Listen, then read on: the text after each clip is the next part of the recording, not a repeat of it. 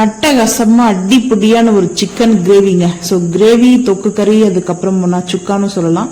So இது parotta, puri, butter நானுக்கெல்லாம் ரொம்ப ரொம்ப டேஸ்டா பார்த்தீங்கன்னா அல்டிமேட்டான ஒரு டேஸ்ட்டுங்க.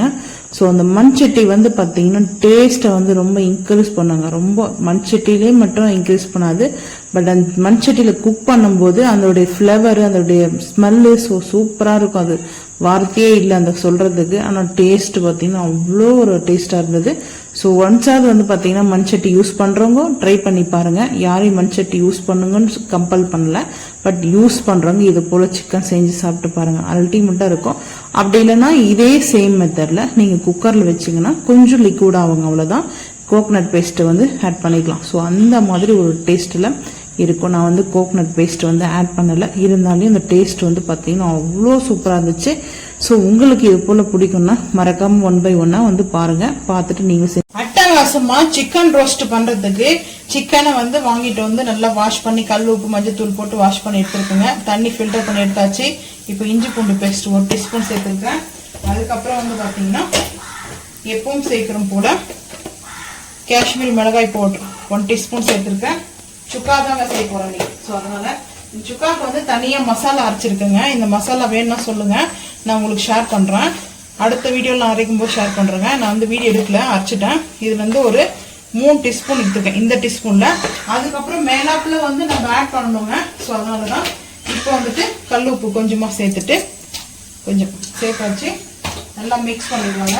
மிக்ஸ் பண்ணிட்டு அப்படியே நம்ம மிக்ஸ் பண்ணியாச்சுங்க.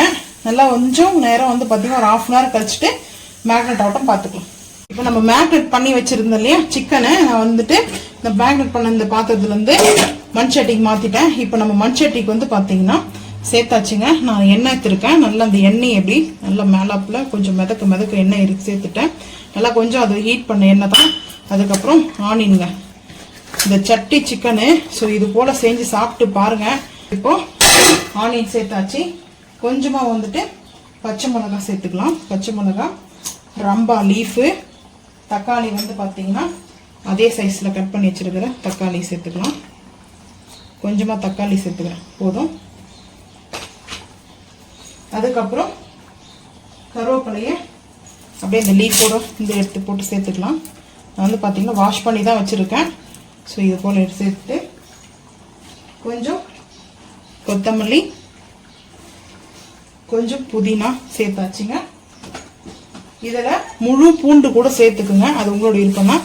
இப்போ எல்லாமே இது மேக்னேட் பண்ணணும். திருப்பவும் நம்ம சட்டியில் இப்போ நம்ம ஹேண்டில் நீங்கள் ஹேண்ட் க்ளவுஸ் போட்டு கூட செஞ்சு சேல் பண்ணுறவங்களா இருந்தால் ஹேண்ட் க்ளவுஸ் போட்டுக்குங்க. அது இல்லை உங்களுக்கு வேணும்னா ஹேண்ட் க்ளவுஸ் கூட போட்டு இதை போல் மிக்ஸ் பண்ணிக்கோங்க. ஸோ நான் நல்லா ஹேண்ட் வாஷ் பண்ணிட்டு தாங்க மிக்ஸ் பண்ணிருக்கேன். இப்போ நல்லா இது போல் மிக்ஸ் பண்ணிவிட்டு சூப்பராக இருக்கும். யாருக்கெல்லாம் அது ரொம்ப பிடிக்கும் சொல்லுங்கள். இது தந்தூரி ரொட்டிக்கு செய்வாங்க இந்த சிக்கனை. ஸோ இது பார்த்தீங்கன்னா நார்த் இந்தியன் சைடில் செய்வாங்க. ஸோ மும்பை ஸ்பெஷலுங்க இந்த சிக்கன் பார்த்தீங்கன்னா இந்த சிக்கன் ரோஸ்ட்டு. இது அப்படியே கிரேவியாக கூட வரும், நம்ம வேணால் ரோஸ்ட் பண்ணிக்கலாம். ஸோ இந்த மாதிரி நம்ம கொஞ்சம் அதை அழுத்தம் கொடுத்து ப்ரெஸ் பண்ணி நம்ம பார்த்தீங்கன்னா இந்த மசாஜ் பண்ணும்போது நல்லா அந்த கவர் ஆகிடும். ஸோ இப்போ பார்த்தீங்கன்னா எல்லாமே சேர்த்துட்டு ஒரு தட்டு பார்த்தீங்கன்னா கேப் போட்டு க்ளோஸ் பண்ணிட்டு மைதா மாவு இல்லைன்னா கோதுமை மாவு பார்த்தீங்கன்னா ரோல் பண்ணிட்டு இது ஃபுல்லாக சீஸ் பண்ணிட்டீங்கன்னா ஓகே. அது நம்ம இந்த பர்ன் பண்ணுற அந்த அடுப்பில் வச்சுக்கலாம். நம்ம கேஸில் வைக்கிறதுனால நான் அதை போடலை. ஸோ கேப் மட்டும் தான் போட்டு வைக்க போகிறேங்க. அடுப்பு ஆன் பண்ணிட்டு நம்ம அப்படியே மசாலா போட்டு நல்லா மேக்னேட் பண்ண சிக்கன் பார்த்தீங்கன்னா இது போல் ஒரு கேப் வச்சுருக்கேன். நான் தட்டு போட்டிருக்கேன். நீங்கள் வேணுன்னா பெரிய கேப் கூட போட்டுக்கோங்க. அந்த அளவுக்கு போட்டது பார்த்தீங்கன்னா கரெக்டாக இருக்கும். ஸோ இது குக் ஆகணுங்க. நல்லா குக் ஆச்சுன்னா போதும். ஸோ அப்பப்போ மிக்ஸ் பண்ணி விடணும் நம்ம கேஸில் வைக்கிறதுனால, இல்லைன்னா கொஞ்சம் அடி பிடிக்கிற மாதிரி இருக்கும். தண்ணியெலாம் நம்ம சேர்க்க வேண்டாம். சிக்கன் நம்மளுக்கு வாட்டர் ரிலீஸ் ஆக ஆரம்பிக்கும். ஸோ இது நல்லா குக் ஆகட்டும், பார்த்துக்கலாம். 1 டீஸ்பூன் இந்த மசாலா ஆட் பண்ணிவிட்டு அதுக்கப்புறம் பெப்பர் ஆட் பண்ணி வச்சுங்க. அதுக்கப்புறம் ஆனியன் பொரிச்சு வச்சுருக்கேன் எண்ணெயில், இதையும் சேர்த்துக்கலாம். டேஸ்ட்டு பார்த்தீங்கன்னா அவ்வளோ அல்டிமேட்டாக இருக்குங்க. ஸோ இப்போ புதினா கொத்தமல்லி கொஞ்சம் லைட்டாக ஃபைனலாக பார்த்து சேர்த்தாச்சுங்க. இங்கே பாருங்கள் இந்த கிரேவியோட டெக்ஸ்சரை. ஸோ எப்படி இருக்குதுன்ட்டு. ஸோ ரோஸ்ட்டாக பண்ணலாம் அப்படின்னு நினச்சேன். ஸோ அதுக்கப்புறம் இந்த சிக்கனில் இருக்கிற கிரேவியே போதும், தண்ணியெலாம் வந்து நம்ம சேர்க்கலை.